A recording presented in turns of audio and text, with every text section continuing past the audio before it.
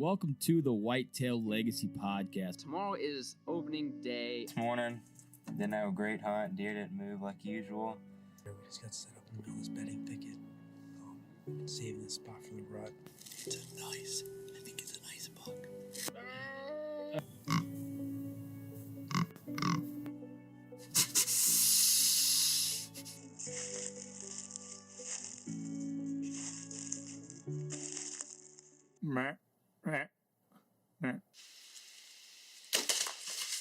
Boom! Hits a 170.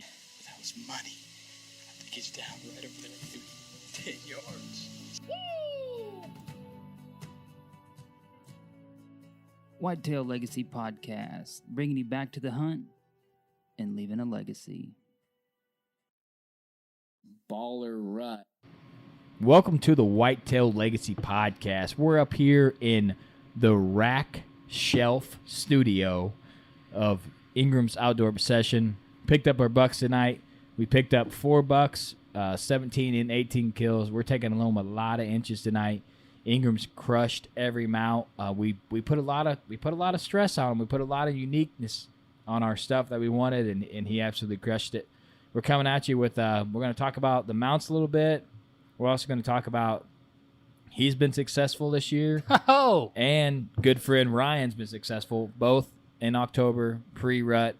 We're going to both break down those stories, why they were successful, what they did different maybe to make them be successful this year. It's going to be a good show. We're in a new place. We got the mobile set up. We got a lot of racks in here, a lot more than our studio. We do, yeah. We're about to pump that up when we put all these in there, but let's get into the people who make it possible and get into this show.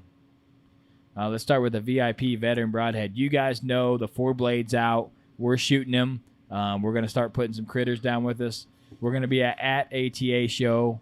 We're going to be at the VIP booth talking about this 4-blade, showing it to the public. I know that's in January, but really, man, it's November right now. It's not very far out. So I was going to say, if you take the start of season and just compare it to now, like the first of November, like it's going to be here before you know it. Yeah. So we'll be at ATA. If you guys want to check the 4-blade out, that's where to be, man. Like I said, a lot of people are going to be blown away by this head and gonna want to use it. So let's get into the VIP veteran broadhead shout out. This week's VIP veteran broadhead shout out is Gavin Porter. This was sent to us by Instagram. He was in the U.S. Army from 2016 to 2019 as an MOS 12B as a combat engineer. So kind of runs along with the theme of the combat veteran. And Gavin, we appreciate your service, and we appreciate talking with you, getting to know you a little bit through Instagram, and everything that you did for us, for everybody from here, Whitetail Legacy, and the VIP family.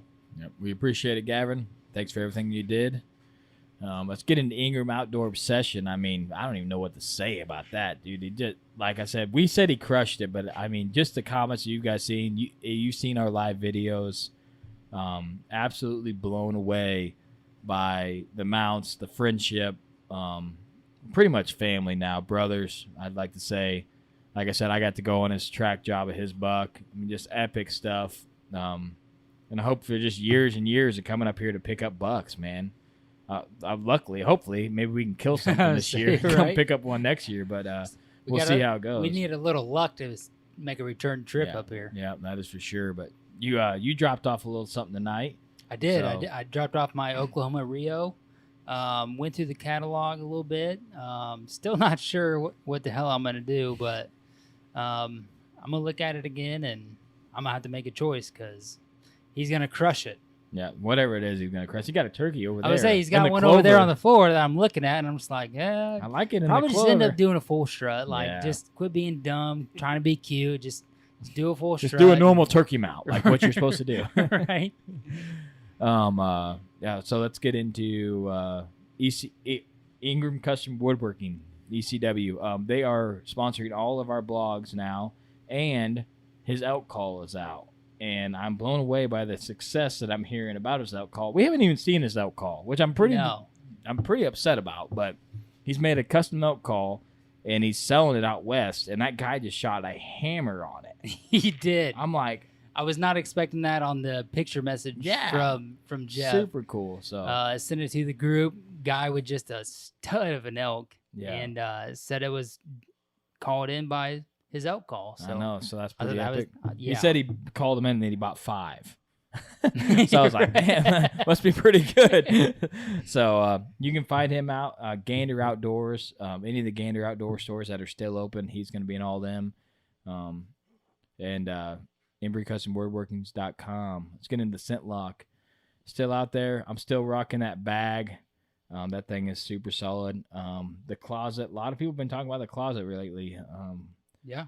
We've Given the hint to a couple people that they need the closet. Yeah. So homie's got the closet. I ain't got the space. I do. I got a 192 taking up my closet space. Oh, bird. Bird. All right. Well, let's get into the show.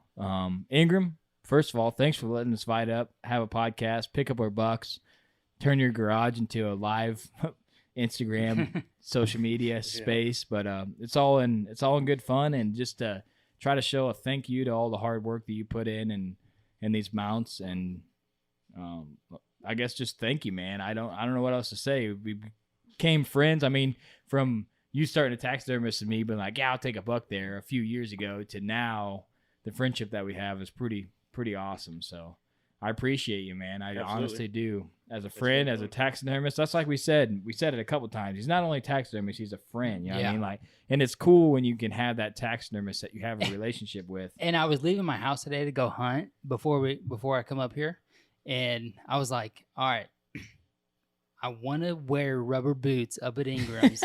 And I looked right at him before I left, and I was like, oh, yeah. It reminded myself to take my other boots and put them in the truck. And I just left my rubber boots right there next to my motorcycle. And then I come up here, and, of course, Ingram's wearing rubber boots. Oh, I was yes. like, damn it. Rubber boot season is here. Yes, rubber suit season's It's in. It's like 8 months of the year for Ingram. Rubber boots is in. Yes. But I mean, you got the studio looking super nice. You got turkeys, you got ducks, you got deer, you got pedestals, backpack mounts, pretty much whatever you want, man. And Say he's got it covered. I mean, and just the short time that you've been doing this, it's incredible to see how fast you've grown and how people are recognizing, like, okay, this guy he's legit. You know what I mean? So going full time was huge. I know we've told a lot of listeners about that. But let's break it down. Let's talk about you going full time, and maybe then break down into what you're hoping this year might be, and how you've grown over the past couple years. Yes, we first started. I can't remember correctly. I think we probably took in 15 deer or so, and that exploded quickly. And I never thought I would be full time, but it just got to the point where it was make or break it. We were getting enough work in. I wasn't setting a cap. I was just bringing in 60 deer, and real quickly learned that doing both 2 jobs, it wasn't going to work. I was either going to have to cap it at 30 or try to turn it into something, and I wanted to give it a shot and see what I could turn it into. So this year October has just been good. We've had a couple cold fronts, and guys are out there getting it done. So starting to see some little bigger ones come in. So I think, based off my numbers, I think the rut's week early. I think 7-10 days early. I mean, I usually don't get these numbers until now. Yeah. End of October, beginning of November 7th, and it gets better from there. But it seems to be early this year. Yeah, I think those cold fronts had a huge fluctuation in the big deer. Getting up a lot of 3.5, 4.5 year old deer out there checking out what's going on. I think but. Like you said, I'm super jacked that you went full time. I know was kind of a dream for you. We talked about it a lot, and it makes me and homie proud to even if we can help you out with one mount, just give you a little bit to really help your dream come true. Because when you partnered with us a long time ago, we were small, and we had a dream, and it's growing, slowly. And you've seen something of us, and we've seen something in you, and now we look at these mounts here, and we're like, holy shit, dude, this guy, like, I don't know a better taxidermist around right now, to be honest with you, that can nail the stuff that we brought to you, the vast variety. That's something you guys kind of started, was the kind of the exotic mounts, and now I shot that 10 this year, and I'm picking out mounts. I'm like, well, I just don't want a shoulder mount. I want to do something crazy. Yeah, you want something a little different, And it's what people like, and I get that a lot. I get guys that come to me that have got literally 30 shoulder mounts on their wall.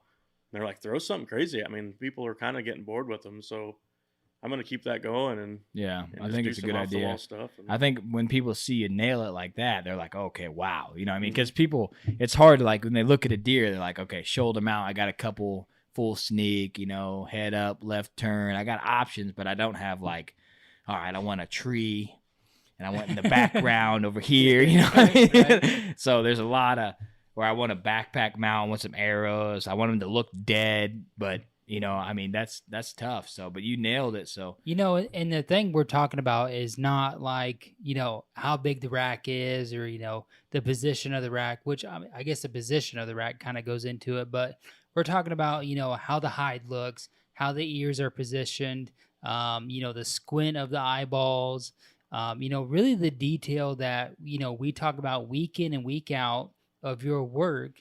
And, coming up here, picking up, actually our deer, has really just showcased that. And,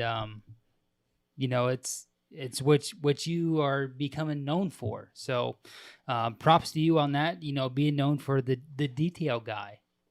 Yeah, that's pretty solid. We got people message us from Georgia and Kentucky. They're like, hey, man, I want to send you your deer. And that just shows you that you do excellent quality work. I got a buck that's been sitting in my garage for 3 years and the thing's still solid. A lot of taxidermists would be like, don't do that. You know what I mean? And it's probably not the right place for it because it's not in that climate control area, but with a tanned hide, you ain't got to worry about it, and compared to that other buck that I got that was mounted by another taxidermist with the loose antlers, I think the skull plate broke in half on that thing because I can wiggle the antlers about an inch. Yeah. So that might be a remount in a few years, but it's like I said, I'm just glad that we partnered together. Maybe the year you take off hunting, we can remount that. Take off hunting? I better have 2 broken legs or something crazy going on. Maybe the year Rainer and Bladen both do like, well, yeah, Dad, I want to kill a giant. Yeah. Rainer's like, I'm just going to wait till Bladen's old enough to go. Yeah, that'd be epic. I'll have no tree stands to set in. I'm still hunting 38 acres. They pretty much got her maxed out, so I guess I'll just hunt the ground. That would be sick. Ground game strong. Yes. All right, let's get into your buck, Ingram. So you were successful on the Dandy. I got to go along. I was basically like begging. I was like texting him like, I know. Do you need any help? Like, do you need anybody to go with you? Like you probably need somebody. Yeah, you probably need someone to like. I just, me. I just like to be involved in that Right. stuff. It don't matter who it is, and especially a good friend. Like, we had some high fives out there, some bro time. Like, nice. Yeah. And I think I was more jacked than Ingram, to be honest with you. He's like, oh, it's pretty good. I'm like, no, that's a giant, dude. That's an awesome deer. You know what I mean? I think taxidermy shop kind of ruins you on that. Yeah. You're like, you handle some Mr. Freezes and then you shoot a 140 and you're like, yeah, that's a decent. I'm like, no, that's a mega, dude. That's an awesome buck. That's a sick, and mass goes a long way. And yeah. That's what everybody always says. Mass goes a long way. And I think that's kind of the frame is there. Yeah, the frame is definitely there. Nice big solid 10. Yeah. I think me and you are both shooting that. I think everybody in this room right now is shooting that. Mm-hmm. So no reason to downplay it or anything, no, but not at all. It was a good time. Damn good deer. Well, yeah, so you had a kind of a dry spell there. You were trying to do the full-time job plus the taxidermist. So I'd like to go ahead and break down. So this was a pre-rut success. I'd like to go ahead and break down the hunt of how it happened, and then I'd also like to tell you the differences why you think it happened compared, because you went on a 4-year streak, right? 2012 was my last one. I shot a 5.5-year-old. Yeah. Point. So you went on a pretty good streak and not killing. Mm-hmm. So I'd like to know what you did different from this year to all the years prior to that. Okay. One of the biggest things is I went in this spring and started the work, and we burned, and then we mowed a big spot off, and it's probably a 1/4 acre. We put a food plot in, and we put ground blind on the east end of it. So we got clover and some grasses close to the ground blind, and then the rest of the food plot we put in some brassicas along with some wheat and rye. And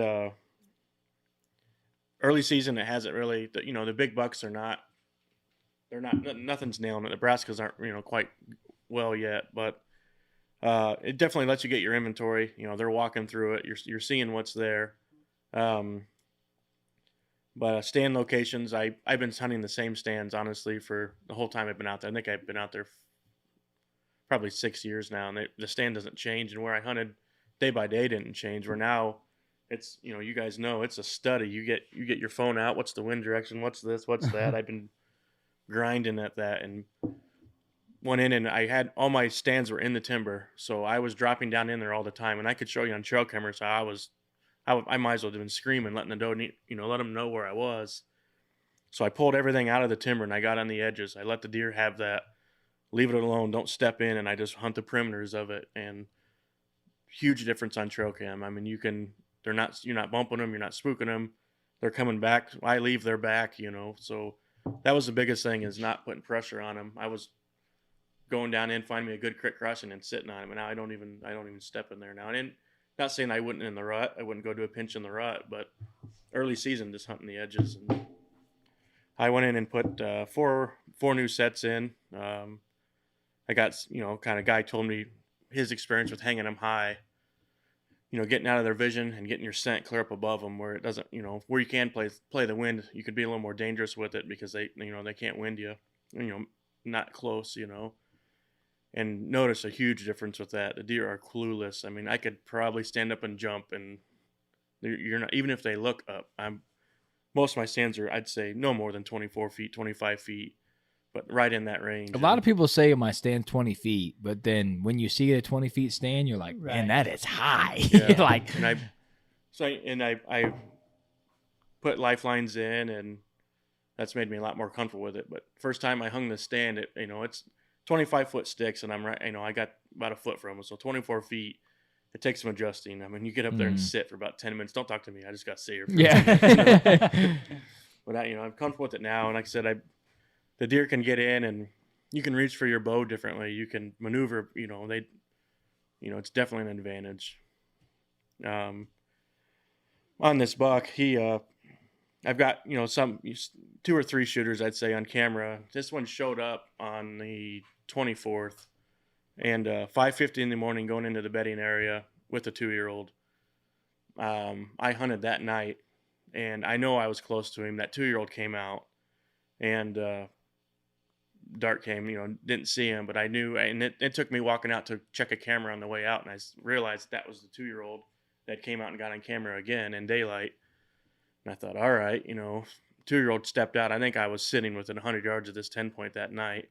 So I knew he was in there. My next opportunity to get out was the 28th. And he hadn't been on camera since, but he was close. It was pretty slow. The cameras had actually, from the 24th to the 28th, were pretty slow. I think I had a 2-year-old on there, and I knew he was in there. And all my cameras were kind of on the south end, and he wasn't on any of them. And that 2-year-old, he came back, so I thought, all right. So I let the night do its thing, and about 5 o'clock, I was wanting, it's a small property, so if that buck gets up on his feet, it's not long. He's somewhere else. So I thought, I'm going to rattle early enough that I know he's still bedded, or a buck. There was other ones in there I was expecting, but I want to rattle early enough so I know they don't get up, man. Within minutes, they're off this property. So about 5, I set it, 5 o'clock. I looked at it, it was 5:03. I stood up, faced my tree, I rattled, and the reason I did that was I got caught 2 years ago. I got caught just rattling like a madman, and I didn't have a setup where I could get him put away quick, and I got caught where it come running in, and there I was standing with my antlers, and I had to get him put away, not make noise, get my bow off the hook. So I turned and got myself set up. I rattled, I hung him up, and I heard just snap, one pop right on the field edge in the corner. And I heard it, but I can't see that inside sweep. So I'm looking and not seeing anything. Well, then down in the draw, a year-old, year and a half old, was down on the bottom coming running up the hill. So I kind of looked over at that, and I just happened to look back, and here he come. That 10 point, it came out. He just stepped out about 30 yards out, and he was circling downwind and just kind of ruffled up. He was ready. Yeah, just enough time. I reached over and grabbed the bow, and I had to stop him as I drew, and didn't see the impact. So right away, I was texting Cody like, "Hey, I just hammered one. I know I hit it. I don't know. I did not see the impact." And usually I do. I shot that crossbow and you couldn't see impact. You almost had to have Luminox, but I got rid of that. I'm back to my compound, and I usually always see impact, and it just didn't. I just think the dry spell and big buck. I think I closed my eyes and let her eat. You know? Yeah, seen Brown on the shoulder, Yeah. like I'm in. But I knew I hit it. I heard the sound, and his reaction was good. The tail went up, and just stiff as a 2x4, you know. And he went down in the bottom, and I heard him stop, but it sounded reckless how he got there. You know, he was running hard, but no crash. You know, so we ended up. Cody came out, and I had found the arrow had broken half, and blood looked good, and at the shot site, and I was thinking this isn't good, and Cody he's done this, so we start walking. Cody's like, we got this, you know.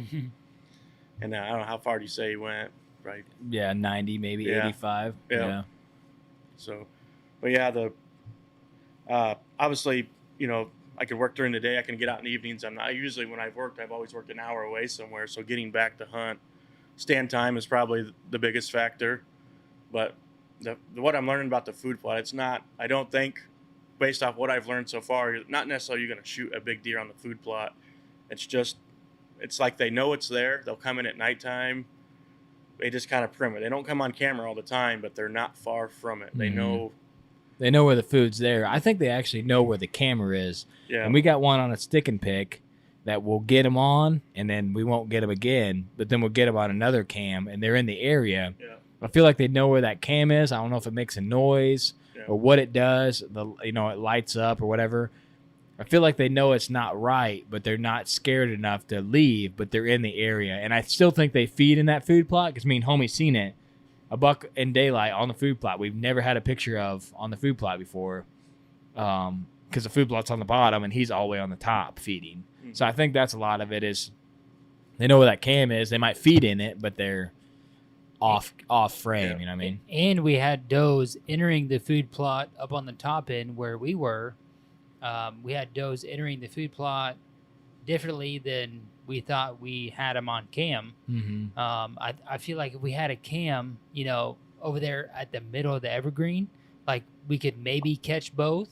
But, what we definitely seen like of actual deer do was, literally split through the trees. The next day we went in there, pulled stands, and then I noticed a scrape back there. So there's heavy traffic in between the two cedars. So something we thought like they didn't use is that's how they're accessing the field. So, when you think 90% of the traffic's going to be, through the actual pinch of the corner, deer are actually coming up to it and then going backwards. Like using the little cover and getting into it. To get into it. So almost like they can check the food plot and cover, look out in it. Okay, it's good, instead of just walking out in the open and now I'm already in it. And they can use that cedar because that's what that doe did. She came to the edge, looked, and then she just ran out into it. Yeah, looked, seen that buck on the scrape. Yeah, and she's like, oh, it's good. Was like, okay, so he's out there, so it must be decent. And then literally went backwards 15 yards, boom. Literally skirted through the cedar, cedar perimeter, I guess, and was right into the plot. And then, I'm assuming it was a doe. I think it was a fawn. Whether it had to be a doe. But that buck that was on the scrape went out and bumped her a couple times, and then he moved on. But that just goes to show, like, you could literally, like, the damn cameras 8 yards from the tree, literally 8 yards from the tree. We would have never got a picture of how that doe entered. Yeah, though. never got a picture of or intel of how that doe entered the top end of the food plot. And if we weren't there, we wouldn't know how she would have got there, but we would have gotten a picture of her at dark, I'm assuming. I didn't. So that just goes back to you saying that, they used it, but they're not always on in daylight. Like, you think you're going to plan a food plot. Oh, they're going to be here in the evening feeding. Yeah. It's going to be fire, and it's not like that unless you have like a giant, something like major food source. Yeah. And last year we had a ton of traffic right through that corner. And that's why we kind of have the camera the way that we do and the food plot shaped the way that we do, because we have seen past traffic, Yeah. be funneled that way. So we're like, okay, we need to do this. And then they with do the food complete plot. opposite thing when you get yeah, there. and then like next every thing deer. you have a doe, just skirt through the cedars, and you're not even game planning that. Like that's the spot where the wagon blind is going. Yeah, we're gonna have to move that. Yeah. So, I mean, it was nice to see that, and make a game plan to shift now. So, Yeah, the other thing I think I can add to the success is, throughout the week I got my schedule, what I need to get done. Like Wednesday's the only day I can hunt this week. The wind's not right. Wednesday's not happening. I've done that twice this year. It was like get a southwest wind, and it's just not good for where I can get in right now with the crops being in. Paying a lot, normally in the morning hunting clothes, they go on. I'd put them on in the morning, hop in my truck, and get out there. Now, even if it's 20 degrees out, I'm down to my boxers next to the truck, putting all my stuff on, and I hunt, and I get back. I take it off, put it back in the bag, ozone it, and I've stuck to that. And I always would say almost, every 3 hunts, something would blow at me, and I haven't had that happen this year. And I think that's a lot of it. It's a little more work, and got to freeze a little bit, but I think that helps a lot. You mentioned when we were walking in that your access was different, where you kept bumping deer, some does, and you were thinking, oh, it's just some does, no big deal. But you changed that this year, and go ahead and go into that a little bit. I think that was a huge key too. So the only way I can access, it's kind of a different property, but the only way I can get in was along this big finger, and you get down to where it meets the main draw, and I'm constantly bumping deer out of there. This year being beans, it'd been a little bit harder with corn, but this year with beans, I'd get in about 50 yards and I'd just cut up across the bean field. Yeah, you take like a 300-yard detour of the easier walk. Yep, and then I've sat in the ground blind a couple times this year that's close to the plot, just to I just kind of wanted just to see deer on the plot because it's rewarding, just to see them out there feeding. Getting a lot of 1.5-year-olds and does that'll feed it in the evening, so they're coming out of that spot where I'm normally busting them out of there. And what I was busting out for a couple of years, I have no idea, but it was the only way I thought, that was the easiest way to get in. Yeah, sometimes when you're out there, you're just like, okay, this is my line of travel. It's the quickest way I can get in the stand, least noise I can make and get in there.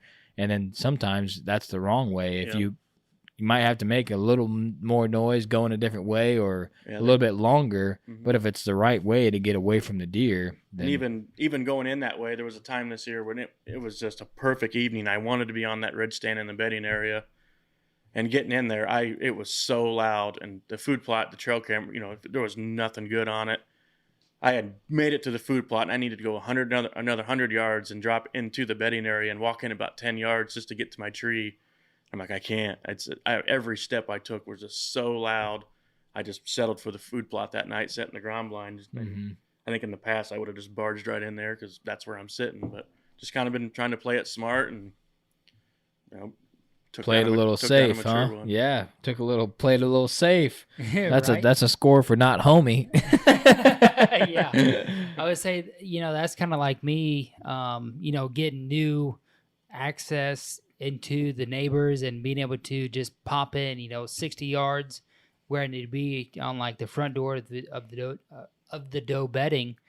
I hunted there a couple times, and like her dog would just bark at my truck, so because he wasn't out when I was walking through the field, but he would bark at my truck, so I had to beat the dog to beat the deer, because I'm like, every day there's deer here on trail cam, whether it's does or, shooter bucks.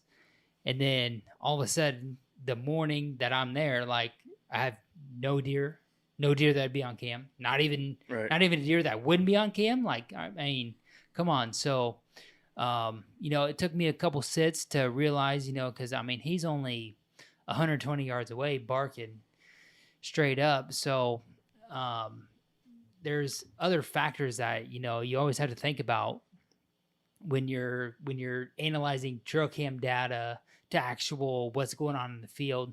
Like tonight, I had a doe come in, and she was within 25 yards for 45 minutes, and then didn't finally cross the mobile cam until the last 5 minutes that I seen her. So, I mean, it's a toss up of, everybody really relies on trail cams, but then when you actually go out there and sit and observe, what the trail cam's actually telling you. So, Yep. That's just it hurts and it hinders you at a great scale, 'cause Yep. you get that great buck on cam, you're like, oh, this is the one I'm going after, and then you don't get him, but so you think he's gone, but he's been there the whole time. Yeah, I started a notebook this year on, so if you like Weather Underground, you can go back and look at past weather and you can type it in. I started a notebook when I get pictures, and I started early tracking the does and fawns and what are they doing when the wind's this and that. Mm-hmm. And I feel like it's probably per property because bedding areas are set where they are, but I feel like there's a slight pattern to it. And I've been checking it, and of course when there's a shooter buck or even a 2.5-year-old, what are they doing and when, and all that's possibly about to make no sense with the rut, but there's a slight pattern to it. It's a little off, but I just been keeping those notes, and that helps a lot on where I pick and stand location.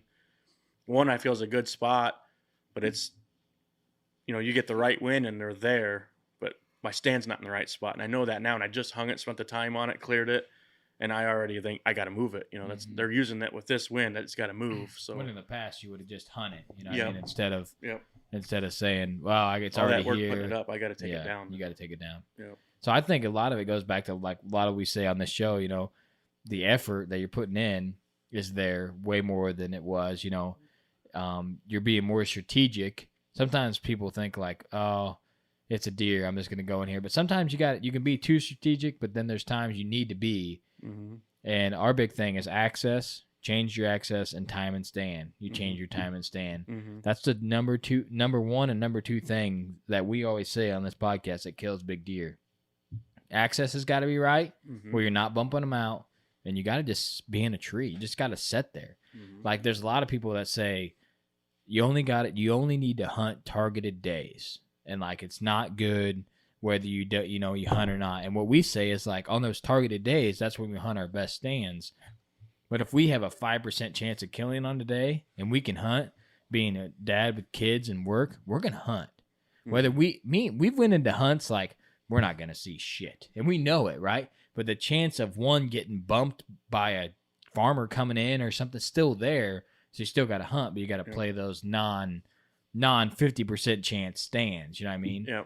And I feel like a lot of people that have been doing it a long time, they're like, time and stand doesn't kill, strategics kill. Yeah. But I feel like guys that are at our stage that don't have the ground or the chance to bump a deer and then be like, oh, I bumped that deer, so I'm going to go over here and hunt this deer. Like we have that small property where the deer that we have is what we have. Yep. You have to hunt, but you have to hunt smart. Yep. And you can't play, well, it's a good day, so I'm going to go in. You know what I mean? Yeah. It's got to be the right time. You got to feel really good before. I mean, we set 3 times on our private all year, and it's been in the last, 5 days. Yeah.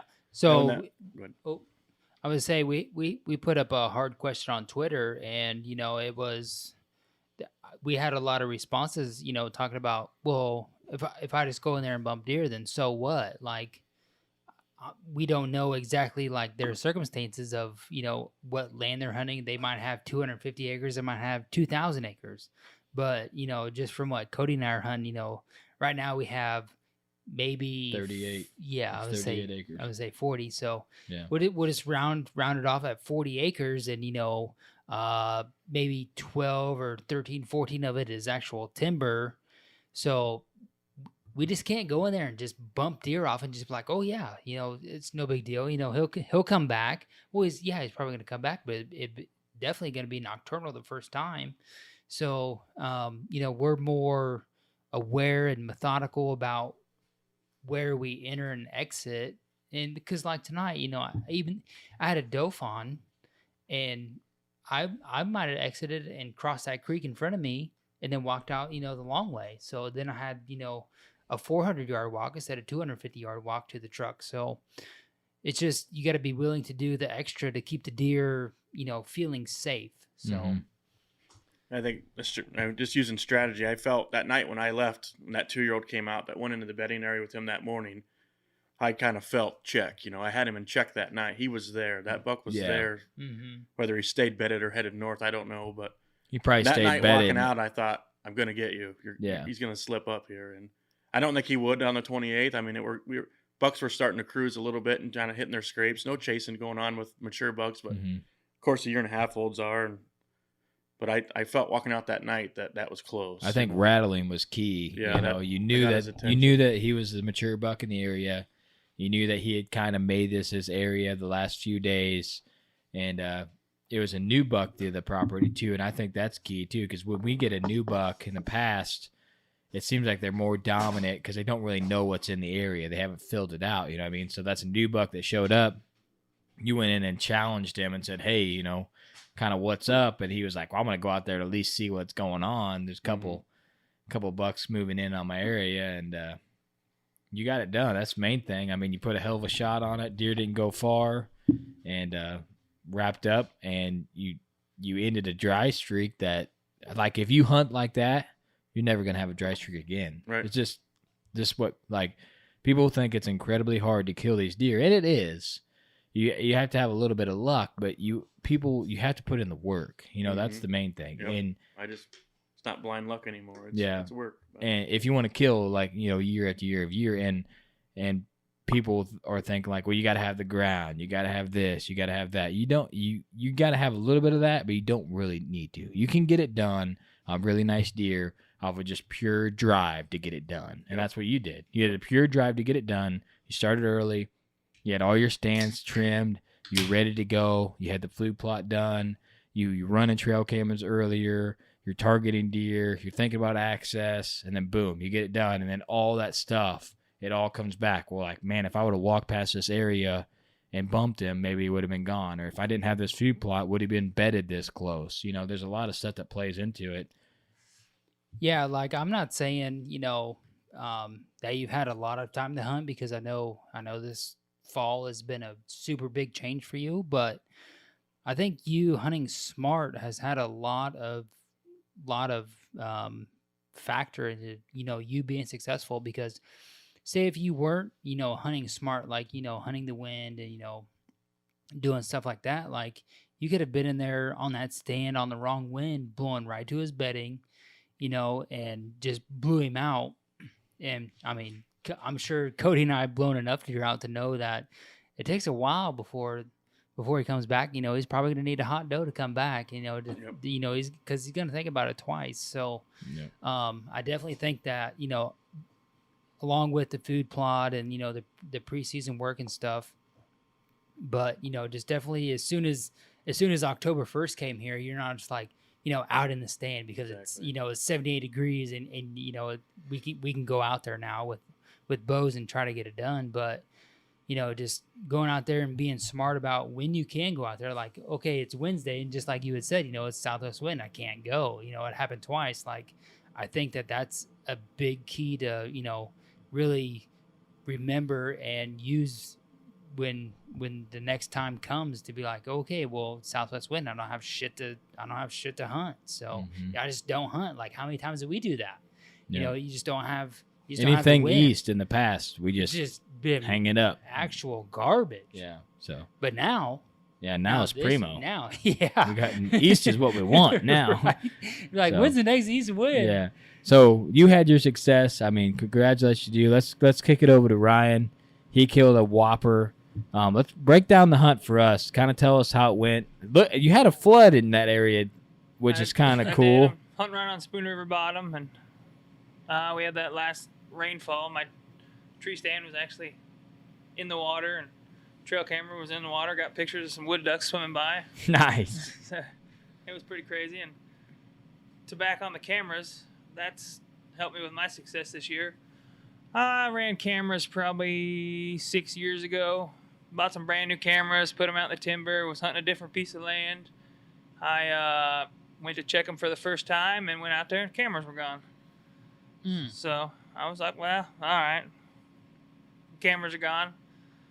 So I hadn't run cameras for, I don't know, it's been six years, I think. And then talking to Chris, and he was running cameras and getting a lot of pictures and a lot of data. And I was like, well, that's pretty cool. So I bought some cameras last year, and we started running cameras. I didn't get them till late. I got them out right before the rut last year, and we got some pretty good pictures, some pretty good bucks, and I got to see what they were doing. So this year, got my cameras out a little earlier, and it ended up prompting us to make 3 stand changes and change some locations. Like actually, where I killed my buck out of, I had a stand 10 yards away, just on the other side of the trail they were crossing.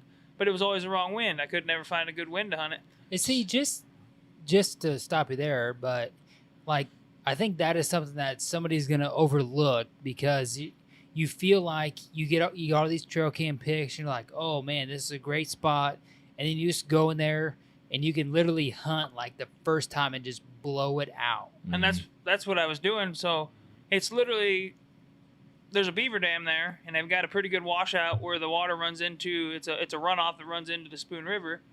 Well, it's a culvert where they can get farm equipment in there, and I was hunting just on the east side of it, and it was never a good wind, but I never paid too much attention to my wind. I've done a lot more research after talking to Chris and watching what he was doing, so did a lot more research, and when I'd sit in there, northwest wind blew my scent right where the deer were bedded. So I had little bucks come in and does come in, but the only times that I ever had a mature buck come in, he winded me immediately, blew at me, and he was gone. I never seen him again. So this year we went in and we moved the tree stand, 10, 15 yards to the other side of the culvert to where northwest wind blows my scent more up the river instead of where they're bedding in a maple grove on the edge of the river, and it ended up working out in my favor. See, like one thing that we've always said, is there's the right tree in the right area, but there's the perfect tree in that perfect area, There might be a tree that looks good. You're like, oh man, this is Yeah. it. But it's not the kill tree. It's not where you need to be. Like Exactly. this, I can get up high. It's got everything. I got good shooting. But there might be a tree over here that you can shoot 20 yards only. But that's where you need to be to kill. That's something that we're figuring out. Like there's a tree that might be good, but there's a tree that's the right one. And we actually did that this year when we were putting up tree stands. It's where I started running my cameras last year, where I got my best pictures during the rut is in that area. And we went in there and we 6 different trees. I think we were at this tree, we were at that tree, we were looking at this angle, looking at that angle.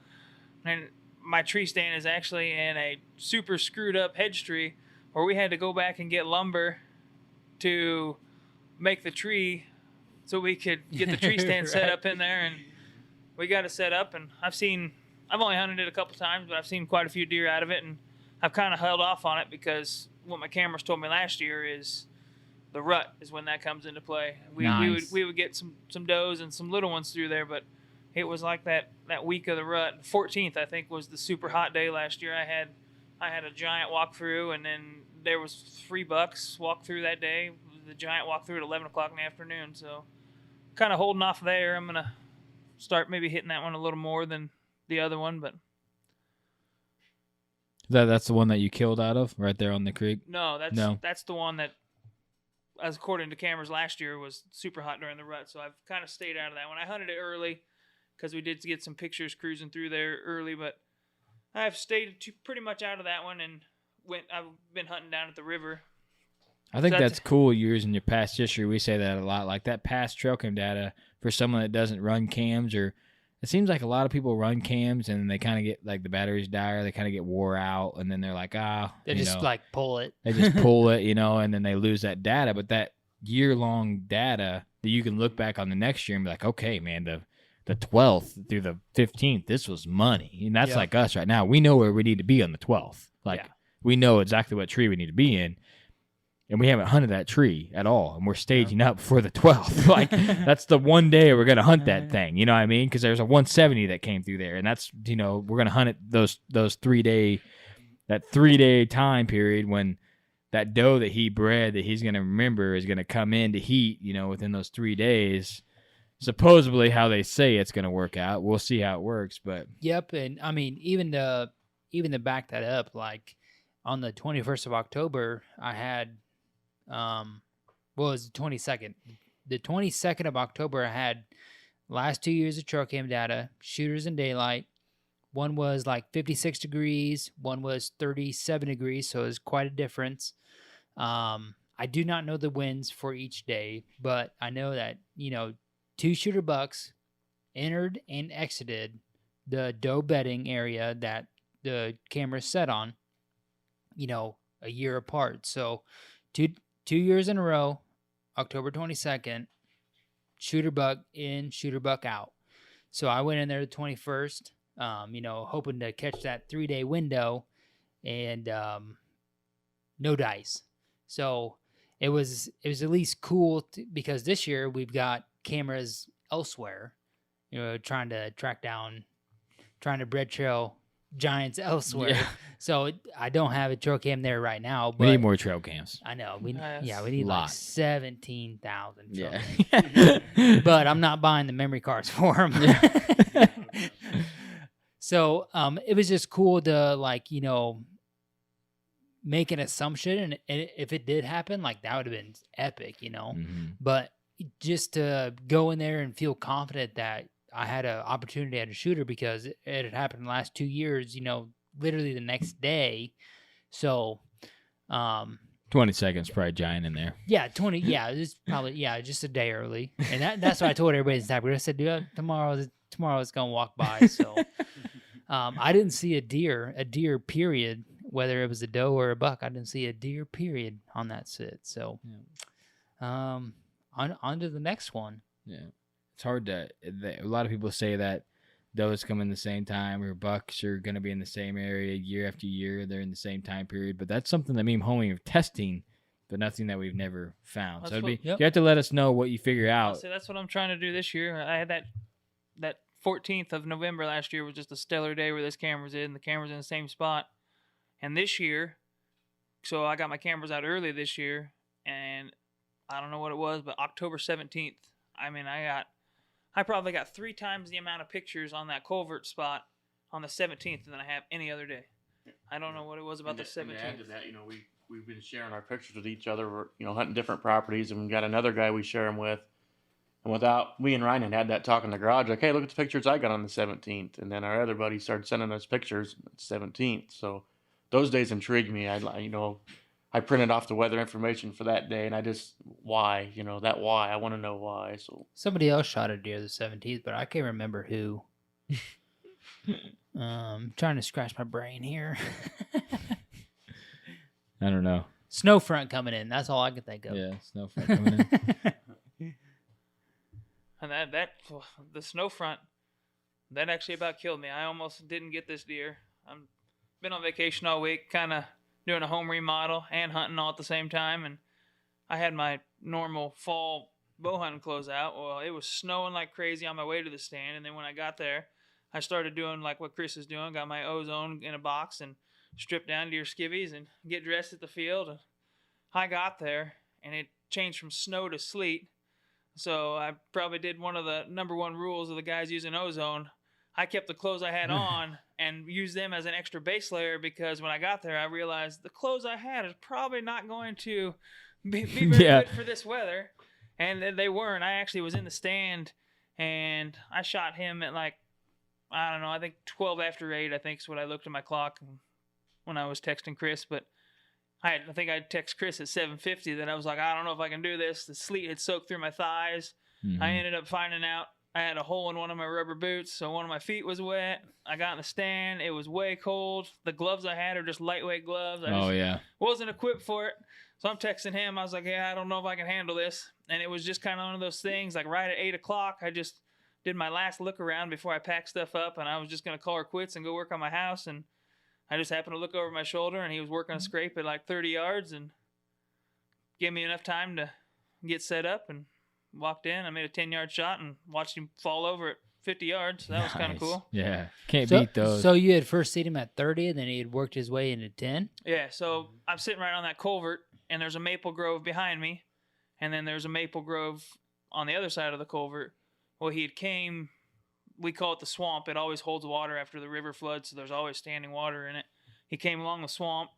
We ended up backtracking him in the snow to see where he came from. Came across the swamp, came through the maples, and I literally was just doing a look around because I was getting ready to get out of the stand because I was about at my wit's end for the cold. And right. He looked over my shoulder, and he was just tearing up a ground in a tree. And got a little warmer then. So Yeah, you're like, I could probably hold out a little longer. I got stood up and got my bow in my hand, and I sat there and watched him. I don't know, probably 2-3 minutes. He just destroyed the scrape, and then there was a tree that's still pretty fully leaved there that I had to watch him walk by. But as soon as I knew he was committed to go across the culvert, which is 10 yards from the stand, I was at full draw, and he walked in. So he's crossing the river to the other side. Is that what he's doing, or It's a washout where the beaver dam is, so he was walking down the edge of the river. nice Little pinch point. little pinch Yeah, point? he was heading back to where they Yeah. bed. There's a cornfield. The direction he came from, there's a cornfield probably 75, 80 yards from where my stand is. They come off that cornfield, and they usually drop down in the swamp, cross through the maple grove, and then come across the culvert, and then they head over. And I'm hunting right on the edge of, I think it's, I don't know, 90 to 100 acre CRP field. But the end of it is all grown up in maples right along the river, so they bed just like on the backside of those maples. Yeah. I think it'd be a good year for you. I think we got to chalk one up to the beaver too, because normally that little washout you could walk across it. You know, it's deep, but it's not steep. You could walk across it. Yeah. That beaver's got that at like 4 or 5 feet water right now. Nice. Because the So flood, the flood came up and the filled footage it, he's so getting it's is just unreal. You know? yeah. they're pretty pinched to crossing that culvert without actually going across the. Yeah, that's awesome, man, that you guys pinned in on the beaver, man. You're gonna have to Hell. be like, all right, beaver, Don't listen blow your here. beaver dams up. Yeah. Listen here, don't be rolling out on me. I need you for next year. Yeah, I feel like you're getting a lot more bucks this year. I mean, they're moving through there. I was looking at my cameras, and I got like 2 deer that I want to get this year. And he started running cameras, and the ground he's at I would put it at one of the best spots in Knox County. And he's like, "What do I look at my pictures?" I'm like, "You have a shot at like 12 shooters. What do I do?" I'm like, "Just be there. Just be in the It's stand." Yeah. insane. But what's crazy is, you said you had to run in with trail cam and someone took them, you know what I mean? And Yeah. you didn't run that. So you just running trail cams, just taking that one extra step, a little bit more effort, made it that much easier to know where you needed to be, know where you needed to move your stand. Well, the number one thing was, well, I mean, I never played the wind. I should have known that being on the other side of the culvert was terrible for my wind situation, but You probably Run. did. You probably had an idea where they're bedded, but you getting all those pictures of them going back in there, you're like, okay, they are bedding back here. yeah. That's how we find a lot of our beddings areas. Like, okay, this buck's going back in there at 5:50, 30 minutes before light, hour before light. We're like, okay, this buck is bedding there. Or like Freeze, where we're getting him like 3 hours. We're like, okay, this buck's bedding a long ways away. So you kind of know where they're bedding by the time you're getting them. So that helps out a ton. Those trail cams are key. And like I told homie, I said, if we had about 25 more trail cams, I feel like we'd have a buck down right now. Because then you just have, you're hunting in so many different areas, you know what I mean? And those trail cams are key to knowing, like, is there a buck daylighting on this piece of public over here, or is there a buck daylighting? Our private's pretty well covered. I feel like we got enough trail cameras on our private Yeah. to know. If- But like, we're trying to cover a 20 or 2,400 acre public piece with like 6 cams. Like, you're not even scratching it. You know what I mean? You're not even like brushing what's going through there. So Well, I mean, if I could shoot worth a damn, we'd have a 130 down, hey, that's 130 just hunting, tops. man. That's just But hunting. I mean, did everybody forget this shed season that Ryan had? Like, Yeah.